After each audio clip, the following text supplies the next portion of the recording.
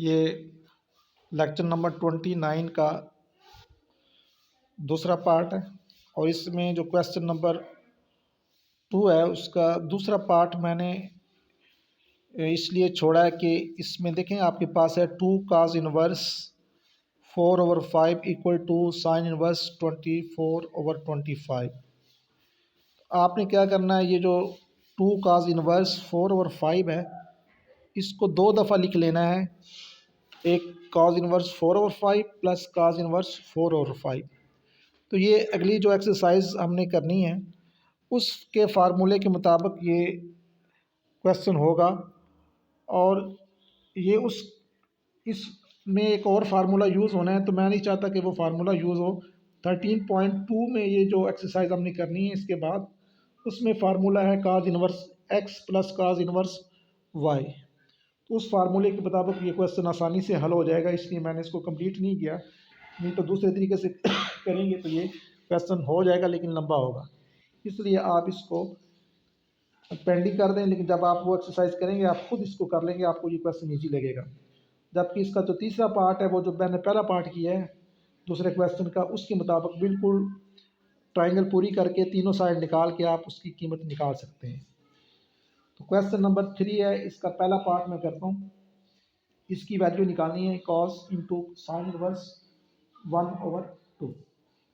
तो इसमें भी आपने पहला काम करना है, ये जो cos के साथ ये रकम लिखी है ये वाली, इसको आपने लेना है और इसको x कह देना है। x is equal to sine inverse 1/√2, यानी आप इसको इक्वल कर दें cos x के, और x बता दें वेयर x जो है वो आपका क्या है, साइन इनवर्स 1/2। यानी ये cos और इस सारे को आपने क्या कह दिया, x कह दिया। अब आपने कीमत उसने क्वेश्चन में पूछी है कि इसकी कीमत निकालें, आप किसकी कीमत निकालेंगे, cos x की। ठीक है, cos x की आपने कीमत निकालनी है। और देखें ये क्वेश्चन आपका पहला क्वेश्चन बन गया, उस तरीके से इसको सॉल्व करना पहले क्वेश्चन की तरह। साइन इनवर्स को इधर लेके आए, ये बन जाएगा साइन x, इधर आएगा 1/√2। फिर आप जानते हैं कि स्क्वायर क्या तरीका है, 1/√रूट को चेक करना है कि साइन के अंदर ये किसके बराबर है। तो आप जानते हैं साइन 45 की जो कीमत है, साइन 45 यानी π/4 की जो कीमत है वो क्या है, 1/√2। तो साइन और साइन आपस में कैंसिल, x बराबर आ जाएगा π/4। और ये जो x की कीमत है इसको आपने पुट कर देना है, पुट इन इक्वेशन नंबर 1 में, इसके अंदर। तो आपके पास आ जाएगा cos x is equal to cos π/4, और cos π/4 कितना होता है, वो भी 1/√2। तो cos x जो है वो बराबर होगा 1/√2, और यही इसका आंसर आ जाएगा। ये क्वेश्चन भी आपका कंप्लीट हुआ, ये आपका पहला पार्ट था क्वेश्चन नंबर 3 का। और इसी तरह इसके मज़ीद 4-5 पार्ट हैं, मैं आपको एक करके देता हूँ। इसका चौथा पार्ट क्या है, cosecant tan inverse -1, cosecant into tan inverse -1, इसकी कीमत निकालनी। इसका भी तरीका वही है। पहले आप क्या करेंगे, पहले आप इसको x कहेंगे, तो ये आपका बन जाएगा cos x, और x किसके बराबर होगा, फिर x बराबर होगा tan इनवर्स -1 के। ये अंदर वाली जो कीमत है, एंगल है, वो उसको आपने क्या कह दिया, x। अब आप सॉरी cos नहीं, ये कोसिकेंट x। तो आपने कोसिकेंट x की कीमत निकालनी है। ये है क्या है, कोसिकेंट, और ये आपका x है, तो आप किसकी कीमत निकालेंगे, कोसिकेंट x की। और x को आपने क्या कह देना है, tan इनवर्स -1। tan इनवर्स को इस तरफ लेके आए तो इसका इनवर्स ख़त्म हो जाएगा, इधर -1 रह जाएगा, और tan के अंदर -1 जो कीमत है वो tan -45 की कीमत है, tan -45। दोनों तरफ से tan कैंसिल, तो आपके पास आ जाएगा एक्स इज इक्वल टू -π/4। इसको आपने फिर पुट कर देना है इन वन, क्वेश्चन नंबर 1 में। तो ये वन क्या है, कोसिकेंट एक्स है, और आप यहाँ लिखेंगे कोसिकेंट -π/4। तो साइन π/4 होता है 1/√2। ये साइन का उलट है, साइन होता है 1/√2। ये साइन का उलट है, तो ये बन जाएगा √2, और ये माइनस भी साथ आ जाएगा, तो ये इसके आंसर आ जाएगा। इसी तरह इसका पांचवा पार्ट है वो देख लें। तो पांचवा पार्ट क्या है, सीकेंड into sine inverse -1/2। सीकेंड into sine inverse -1/2।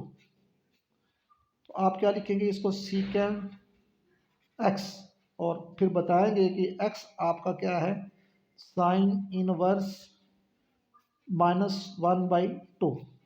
अगले स्टेप में आप साइन इनवर्स को इधर लेके आए, ये बनेगा साइन एक्स। साइन एक्स बराबर होगा -1/2 के,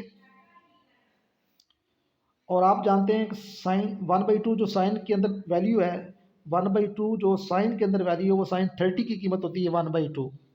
साइन 30 की कीमत 1/2, तो आप लिखेंगे साइन एक्स बराबर है साइन -π/6 यानी 30। दोनों तरफ से साइन कैंसिल, एक्स की कीमत आ जाएगी -π/6, और इसको आप फिर पुट कर देंगे उसी तरह इन इक्वेशन नंबर 1 में, सीकेंड एक्स के अंदर। तो ये बन जाएगा सीकेंड -π/6। cos 30 होता है √3/2। cos 30 होता है √3/2। तो सीकेंड 30 क्या होगा, √3/2 की बजाय ये उल्टा दें, ये बनेगा 2/√3। और ये सीकेंड का जो माइनस होता है वो इसके अंदर मर्ज हो जाता है, ख़त्म हो जाता है, इसलिए इसका माइनस, क्योंकि सीकेंड और काज एक दूसरे का उलट है। काज के अंदर उसका जो नेगेटिव है वो मर्ज हो जाता है, इसी तरह सीकेंड का भी नेगेटिव मर्ज हो जाएगा। तो सीकेंड एक्स की जो वैल्यू आ जाएगी √3, 2/√3, इसका ये आंसर आ जाएगा। ये क्वेश्चन भी ख़त्म हुआ। इसी तरह आपने इस पर और 2 पार्ट कर देता हूँ मैं क्वेश्चन नंबर 3 का। ये है साइन इंटू साइन इनवर्स 1/2। तो ये आप बल्कि खुद कर लें, तो मैं आपको कर देता हूँ इसका। चलो साइन 7वां पार्ट है इसका, साइन इंटू साइन इनवर्स 1/2। उसी तरह आप लिखेंगे साइन, और इसको कह देंगे, इस सारे को आप एक्स कह देंगे, फिर लिखेंगे x is equal to sine inverse 1/2। अगले स्टेप में साइन को इधर लेके आए, ये बन जाएगा sine x is equal to 1/2। आप जानते हैं कि 1/2 जो है साइन के अंदर किसकी कीमत है, साइन 30 की, यानी साइन π/6 की। दोनों तरफ से साइन कैंसल, एक्स की कीमत आ जाएगी π/6, और इस एक्स की कीमत को फिर आपने पुट कर देना होता है जो आपका क्वेश्चन है, यानी साइन एक्स के अंदर। तो ये आएगा sine x equal to sine π/6, क्योंकि एक्स की जगह आपने क्या लिखा, π/6। तो साइन 30 होता है 1/2, और ये आपका आंसर आ जाएगा। इसका 9th पार्ट है, आखिरी पार्ट, और वो क्या है, साइन इंटू tan इनवर्स -1। आपने लिखना है साइन एक्स, और इसको आपने एक्स कहा है, तो यहाँ लिखे x is equal to tan inverse -1। अगले स्टेप पे आपने tan को इधर लेके आना है, तो ये आ जाएगा tan x, इधर आपके पास बन जाएगा -1। फिर बता रहा हूँ कि आपने चेक करना है कि अगर यहाँ tan है तो tan 1 किसकी कीमत है, tan के अंदर 1 किस एंगल की कीमत है। अगर यहाँ साइन लिखा है तो फिर चेक करना है कि साइन के अंदर ये कीमत किसकी है। तो हम जानते हैं 45 tan 45 जो है वो 1 के बराबर होता है, और tan -45 - 1 के बराबर होता है, इसलिए हम लिखेंगे tan x is equal to tan -π/4। Table जो मैंने पीछे बना के भी दिया था और लिखा भी था, और मैंने कहा था इसको अच्छी तरह याद करना, उस टेबल का यूज़ है सारे के सारे एक्सरसाइज के अंदर। तो दोनों तरफ से tan कैंसिल, x आपके पास आ जाएगा -π/4। इसको आपने पुट कर देना है इसके अंदर 1 के अंदर, फिर 14 1, तो ये आ जाएगा साइन x बराबर होगा साइन -π/4, जो कि बनता है -1/√2। ये टेबल को फ़ौरन लगा देना, टेबल अच्छी तरह याद होना चाहिए। टेबल अच्छी तरह याद होगा तो ये क्वेश्चन आप सॉल्व करेंगे, टेबल की वजह से ये सवाल सारे हल हो रहे हैं। तो इस तरह ये आपका ये क्वेश्चन भी ख़त्म हुआ और ये आपकी एक्सरसाइज भी कंप्लीट हो गई।